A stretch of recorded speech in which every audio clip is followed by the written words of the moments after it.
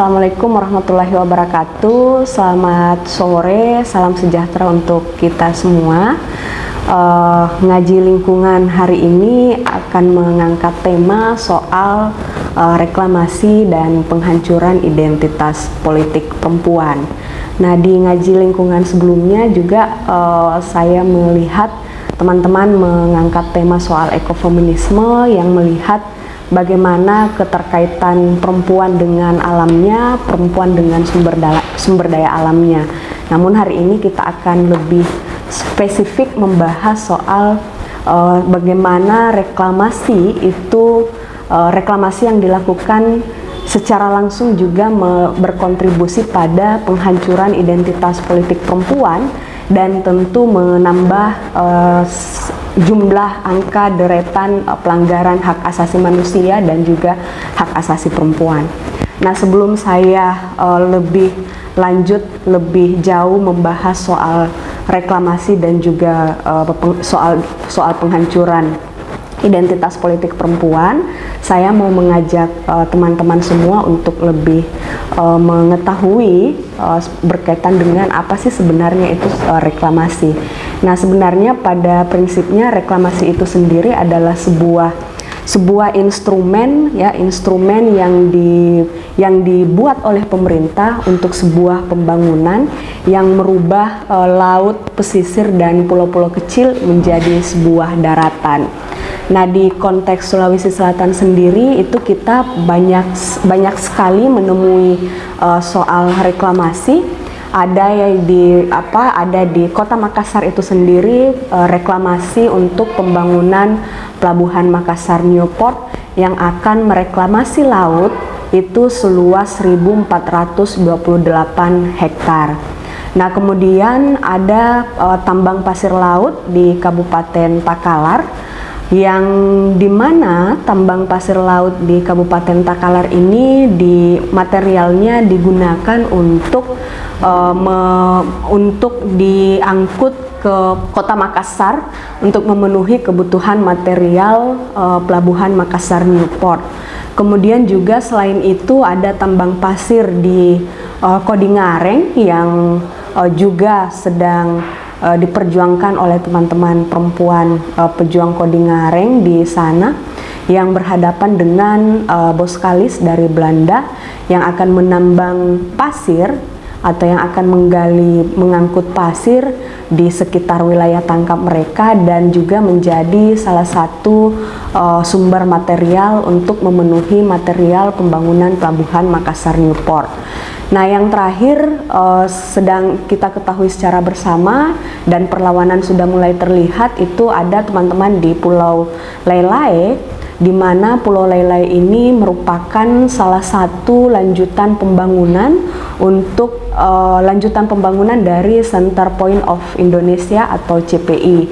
Jadi Pulau Lelai ini dipegang oleh PT Yasmin Bumi Asri yang akan mereklamasi Pulau Lelai itu sekitar 12,11 hektar.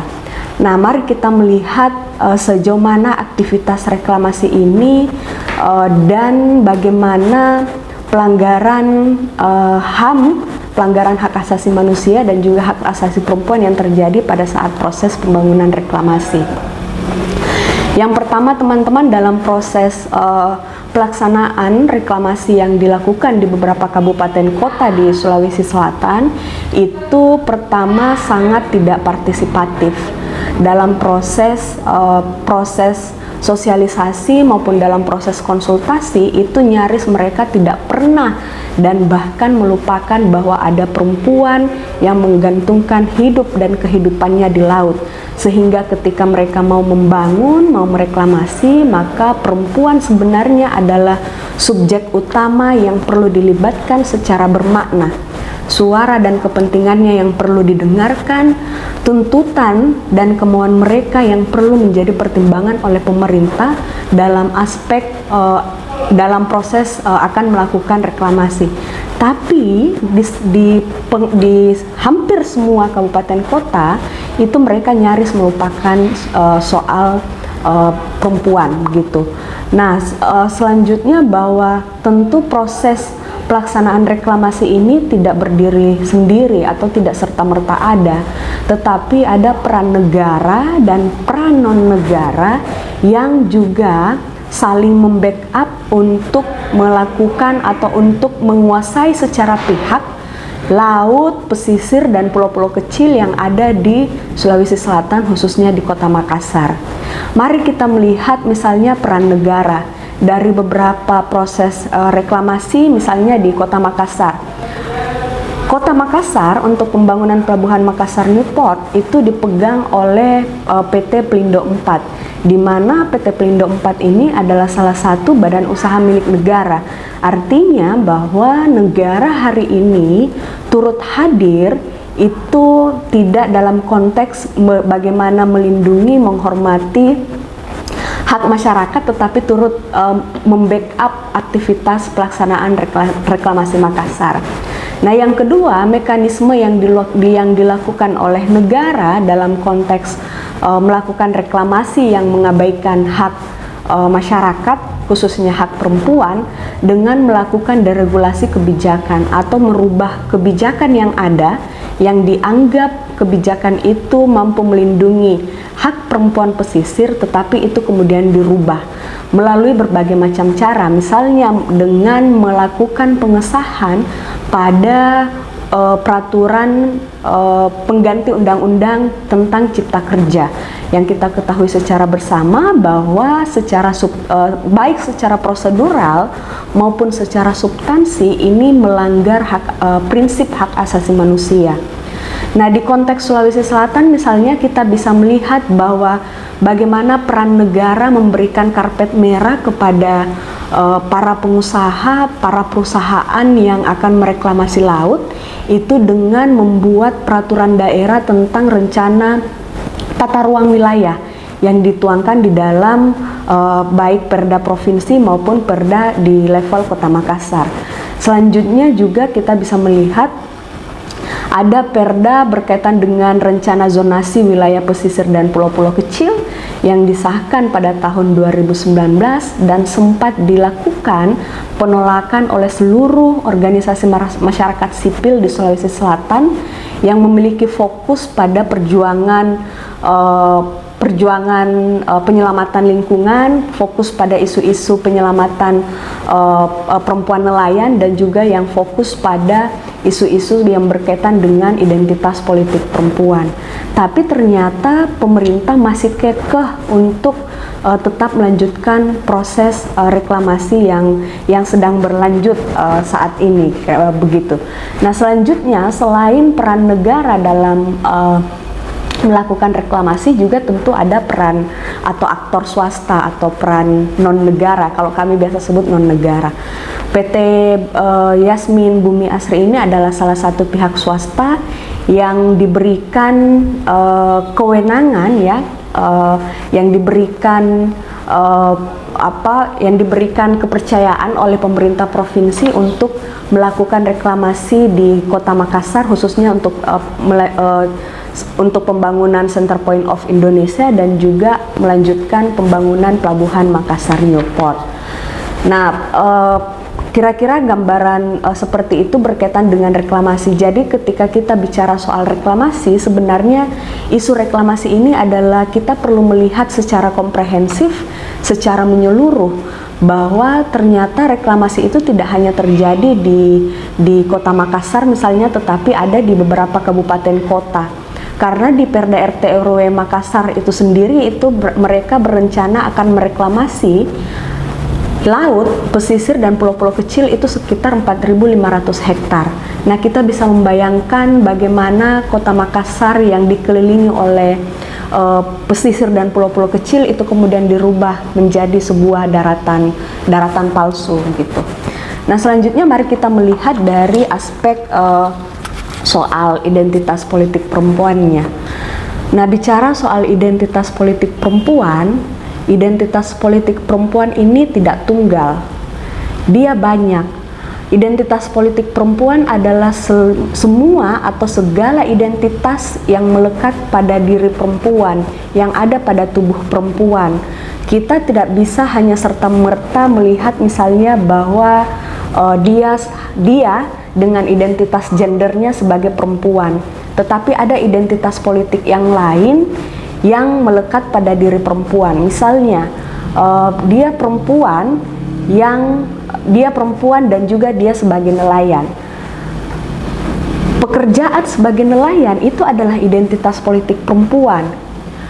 Sayangnya memang identitas politik ini yang tidak diakui oleh negara.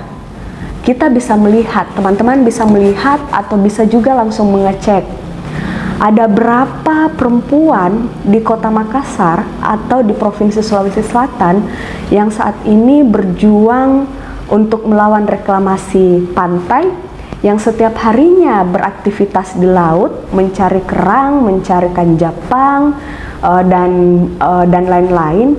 Itu ternyata kalau teman-teman cek di KTP-nya itu masih statusnya adalah pekerjaannya ibu rumah tangga. Ini membuktikan bahwa negara telah gagal mengakui identitas perempuan sebagai nelayan. Belum selain sistem kita yang sangat patriarki yang menganggap bahwa laut itu hanya bisa diakses oleh laki-laki, atau pekerjaan sebagai nelayan yang hanya dilekatkan pada laki-laki, itu adalah sebuah sistem yang patriarki yang ditambah dengan budaya konstruksi sosial dan budaya patriarki yang sangat kental di budaya kita di Kota Makassar, khususnya ya di suku Bugis Makassar, yang menganggap bahwa pekerjaan perempuan itu ya hanya kerja-kerja domestik. Pekerjaan di luar rumah itu adalah tanggung jawab laki-laki, kira-kira begitu. Nah, selain soal identitas politik perempuan berkaitan dengan pekerjaan mereka, berkaitan dengan dia sebagai nelayan, juga ada identitas politik perempuan yang lainnya. Misalnya dari aspek sukunya, agamanya, rasnya, status sosial, kemudian juga status pernikahan dan lain-lain sebagainya. Nah, identitas politik perempuan ini kalau kita mau kaji lebih jauh, sebenarnya inilah juga yang akan dari identitas politik perempuan yang banyak itu juga melahirkan banyak lapisan-lapisan penindasan yang dirasakan oleh perempuan.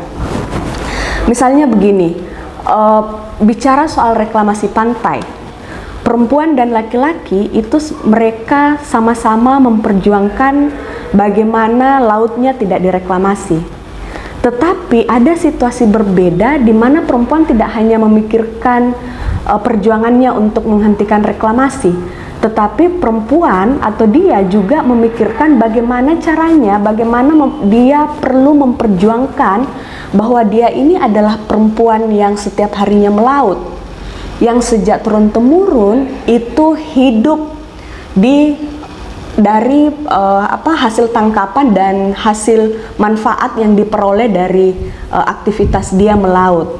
Nah, ini yang kemudian perlu dilihat oleh kita semua.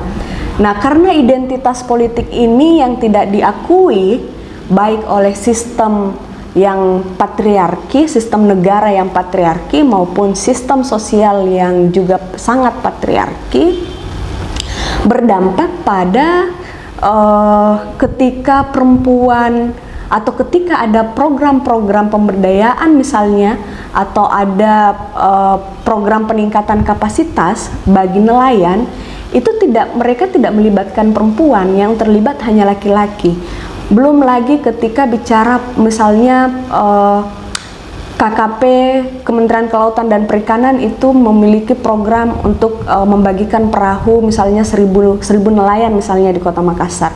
Itu nyaris tidak ada perempuan yang mendapatkan itu. Kenapa? Karena mereka tidak diakui, mereka tidak dianggap dia melaut setiap hari. Yang ditahu ya dia hanya mengurus rumah tangga, mengurus anak, memastikan bagaimana makanan tersedia di meja makan dan lain-lain sebagainya. Padahal kalau kita mau melihat seperti apa sebenarnya makna laut itu bagi perempuan, itu makna laut bagi perempuan merupakan sebuah identitas, sebuah identitas mereka sebagai nelayan dan juga sebagai ruang hidup dan kehidupan perempuan yang di dalamnya ada nilai sosial, yang di dalamnya ada nilai budaya, yang di dalamnya ada nilai ekonomi dan ada nilai politik. Ini yang kemudian yang perlu dilihat. Karena identitas politik perempuan inilah yang tidak diakui oleh negara, oleh sistem yang patriarki dan budaya yang patriarki, akibatnya apa? Keterlibatan perempuan dalam proses pengambilan kebijakan atau dalam proses pengambilan keputusan, meminta mereka menyetujui proyek atau tidak, itu nyaris tidak ada. Mereka tidak dilibatkan. Jadi jangan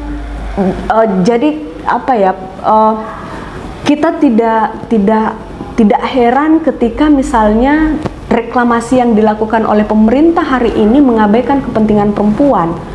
Toh dari segi mulai dari proyek itu rencana akan dibangun, itu mereka sudah tidak melibatkan perempuan, tidak melihat perempuan itu sebagai subjek, sehingga dalam seluruh tahapan proses, baik sosialisasi, konsultasi, kemudian implementasi sampai pada tahapan monitoring dan evaluasi, itu nyaris tidak ada keterlibatan perempuan. Padahal bicara soal bagaimana keterlibatan perempuan dalam seluruh tahapan pembangunan, itu ada banyak kebijakan yang bisa kita jadikan rujukan. Ada ratifikasi CEDAW yang sudah dikonvensi oleh Indonesia sejak tahun 1984 melalui Undang-Undang Nomor 7 Tahun 1984 tentang penghapusan segala bentuk diskriminasi terhadap perempuan. Artinya bahwa posisi, peran, tanggung jawab, hak, dan kewajiban perempuan dan laki-laki itu setara. Tidak ada alasan pemerintah untuk membeda-bedakan rakyatnya. Maka ketika negara tidak mengakui identitas politik perempuan sebagai nelayan, maka dia secara langsung itu juga melanggar kebijakan-kebijakan bahkan undang-undang yang ada di Republik kita ini, khususnya yang ada di Sulawesi Selatan. Nah, yang kedua, bicara soal kebijakan yang menjamin keterlibatan perempuan, misalnya dalam proses pembangunan, itu ada peraturan daerah di Provinsi Sulawesi Selatan tentang pengarusutamaan gender nomor 1 tahun 2016 yang menegaskan bahwa setiap program atau setiap pembangunan yang akan dilakukan oleh pemerintah itu wajib melibatkan perempuan secara bermakna. Secara bermakna ini yang saya bilang tadi, bahwa suara perempuan itu harus didengar, masukan-masukan perempuan itu harus dipertimbangkan, dan kepentingan perempuan itu harus dilihat. Karena perempuan adalah subjek utama yang paling merasakan dampak ketika reklamasi itu ada. Karena kenapa? Kembali lagi pada konstruksi. Ketika sumber ekonomi, sumber hidup dan kehidupannya ditimbun atau direklamasi, maka perempuan yang mengambil beban yang lebih besar. Mereka yang berpikir lebih banyak untuk tetap memastikan kebutuhan pangannya itu tetap terpenuhi, kebutuhan pangan dia, keluarga, anak, suami, dan lain-lain sebagainya. Kenapa demikian? Karena kembali lagi bahwa sistem patriarki ini yang melekatkan beban tanggung jawab urusan domestik itu kepada perempuan, gitu. Nah, sehingga memang kalau di Provinsi Sulawesi Selatan, teman-teman, kita bisa melihat begitu masifnya gerakan masyarakat, khususnya teman-teman perempuan, menolak reklamasi. Ya, kita bisa melihat gerakan perempuan akar rumput atau gerakan perempuan di grassroots itu di Kodingareng yang sudah membentuk organisasi perempuan pejuang Kodingareng. Kemudian juga ada di Kota Makassar di Kelurahan Tallo, Cambaya Bulowa, dan juga di Kaluku Bodowa yang didampingi oleh teman-teman SP. Kemudian juga ada di Pulau Lelae, gerakan-gerakan perempuan itu sangat masif. Kenapa? Karena memang mereka itu menganggap bahwa laut itu adalah kehidupannya. Laut itu adalah tempat di mana mereka bisa melanjutkan hidup. Dia tidak hanya menjadikan sebagai sumber ekonomi, tapi juga mereka tinggal di sana. Sejak turun-temurun dia di sana. Banyak budaya yang ditinggalkan oleh nenek moyang mereka yang sampai hari ini mereka lestarikan. Misalnya budaya Apanaung. Budaya Apanaung yang diyakini membawa berkah, ya, membawa berkah bagi nelayan, bagi seluruh orang, baik perempuan maupun laki-laki yang mengakses atau yang mencari kehidupan di laut. Nah, budaya ini yang juga dihilangkan, ya, atau dirampas dengan kepentingan proyek pembangunan atau kepentingan proyek investasi yang dijalankan oleh pemerintah. Banyak sekali misalnya kalau kita mau melihat bagaimana gerakan perjuangan perempuan dalam melestarikan lingkungan, dalam mempertahankan hidup dan kehidupannya baik di Kota Makassar maupun beberapa kabupaten kota di Sulawesi Selatan. Karena itu tadi, bahwa ketika reklamasi itu dijalankan atau ketika reklamasi ada baik di Sulawesi Selatan, khususnya di Kota Makassar, maka secara langsung ada penghancuran identitas politik perempuan di dalamnya. Pemerintah mengabaikan apa yang menjadi kepentingan perempuan, dan sampai hari ini memang ya mereka belum mengakui bahwa identitas perempuan sebagai nelayan, sebagai orang yang setiap harinya melaut, itu perlu diakui bahwa mereka adalah nelayan atau pejuang pangan, atau orang-orang, ya, perempuan yang menyiapkan kita pangan, ikan, kerang, ya, dan hasil-hasil laut yang kita konsumsi setiap hari. Pekerjaan-pekerjaan produktif yang dilakukan oleh perempuan itu tidak mendapatkan pengakuan sama sekali, baik oleh pemerintah maupun sistem secara sosial, ya, secara sosial yang masih kita anut di Kota Makassar, yakni budaya patriarki. Jadi saya mau bilang bahwa reklamasi gerakan perempuan yang ada di Kota Makassar, di beberapa wilayah di Kota Makassar dan khususnya juga di Sulawesi Selatan, itu perlu didukung oleh seluruh teman-teman masyarakat sipil, karena bicara soal perjuangan reklamasi, menyelamatkan laut, menyelamatkan ruang hidup, menyelamatkan lingkungan dari kerusakan, dari kerakusan pemerintah, dari penguasa dan juga pengusaha, itu wajib didukung, karena di dalamnya turut ada penghancuran identitas politik perempuan. Nah, terakhir mungkin saya mau bilang bahwa kita harus terus, ya, bersama-sama memberikan dukungan, menyuarakan penolakan terhadap seluruh aktivitas pembangunan reklamasi. Kenapa? Mulai dari prosedur perizinan yang tidak partisipatif, baik dalam konteks menyusun dokumen AMDAL dan lain sebagainya yang tidak melibatkan perempuan, juga ada penghancuran, pencemaran lingkungan hidup di dalamnya. Saya mau mengambil contoh begini.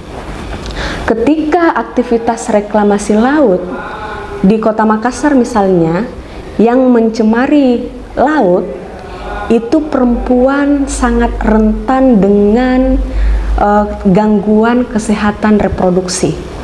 Nah, teman-teman bisa melihat misalnya dari aktivitas kapal-kapal penambang yang lalu lalang di sekitar wilayah tangkap nelayan, itu oli dan juga beberapa dan limbah-limbahnya itu langsung ke wilayah tangkap perempuan. Nah, sementara ini kan perempuan itu mencari atau melaut itu biasanya mereka memakan waktu 3-5 jam berendam di laut. Kita bisa membayangkan, teman-teman, bagaimana kerentanan perempuan dengan kesehatan reproduksinya ketika lautnya full dengan limbah, ketika lautnya full dengan lumpur, ketika lautnya full dengan sampah-sampah dan juga oli-oli akibat aktivitas pembangunan reklamasi pantai.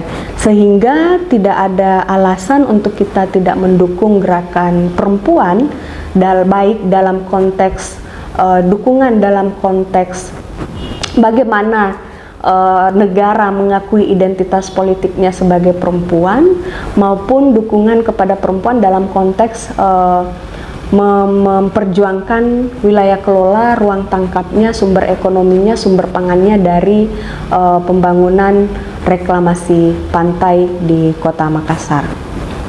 Mungkin itu dulu sementara yang bisa saya sampaikan pada ngaji lingkungan di sesi ini.